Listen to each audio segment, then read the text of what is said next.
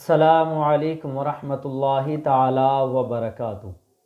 حضرات، آج کا ہمارا مسئلہ ہے سورج گرہن کے بارے میں۔ آئیے مفتی صاحب قبلہ کی بارگاہ میں اس سوال کو رکھتے ہیں۔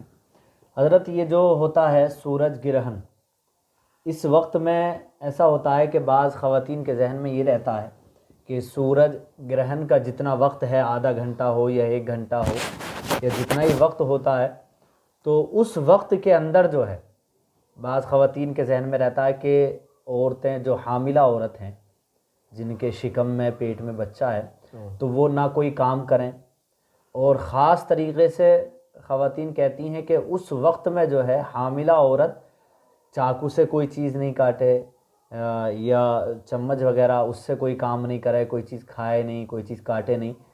کیوں؟ وجہ یہ بتاتی ہیں کہ بھئی اس میں اگر چاقو سے کوئی چیز کاٹ دی تو جو بچہ شکم میں ہے، پیٹ میں ہے، اس کا ہونٹ کٹ جائے گا، کان کٹ جائے گا، ناک کٹ جائے گی۔ یہ سارے خیالات خواتین کے ذہن میں رہتے ہیں۔ تو واقعی ایسا ہے کہ سورج گرہن کے وقت میں جو ہے یہ معاملات پیش آتے ہوں کہ بچے کو نقصان ہوتا ہو ماں کے شکم میں؟ کیا اس کے معاملات ہیں؟ وعلیکم السلام ورحمۃ اللہ تعالی وبرکاتہ۔ الجواب بعون الملک الوہاب، اللہم ہدایت الحق و ثواب۔ آمین۔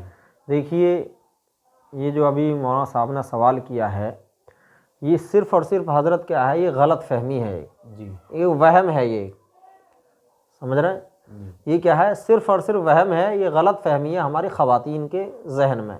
جی، اس لیے کہ ایسا بالکل بھی نہیں ہے کہ اگر سورج گرہن ہو یا چاند گرہن ہو اور اس وقت کوئی حاملہ عورت چھری سے یا چاقو سے کوئی چیز کاٹے یا لیٹی رہے تو اس کے بچے پر کچھ اثر پڑتا ہو، ایسا بالکل نہیں ہے شریعت میں۔ جی، بے شک۔ اس لیے کہ سورج گرہن سے اور پیٹ میں جو بچہ ہے اس سے کوئی تعلق نہیں ہے۔ جی، ہاں، جیسا کہ تفہیم المسائل جلد 6 صفحہ 47 پر ہے کہ سورج گرہن کے وقت جو عورتیں غلط فہمیاں اپنے ذہن میں رکھتی ہیں کہ اگر حاملہ عورت، یعنی وہ عورت جس کے پیٹ میں شکم میں بچہ ہے، اگر وہ چھری چلاتی ہے تو بچے کا ہونٹ کٹ جائے گا، بچے کے کان کٹ جائیں گے، تو یہ سب کیا ہے؟ یہ غلط فہمیاں ہیں۔ جی، ایسا کچھ نہیں ہے، بلکہ حقیقت تو یہ ہے کہ اس وقت بھی حاملہ عورت چاہے چھری چلائے، تلوار چلائے، چاقو چلائے، اس سے کیا حرج ہے؟ اس سے کوئی حرج نہیں ہے، ایسا کچھ نہیں ہے۔ اس لیے کہ صورتیں بنانے والا اللہ ہے۔ جی، بے شک۔ ہاں، جیسا چاہے وہ ویسا بنائے، جی، بے شک۔ چاہے وہ خوبصورت بنائے، بدصورت بنائے، یہ اللہ کو اختیار ہے۔ چاند اور سورج سے اس کا کوئی تعلق نہیں ہے کہ سورج گرہن اور چاند گرہن ہو تو ایسا کچھ ہو سکتا ہے، نہیں، ہرگز نہیں ہو سکتا۔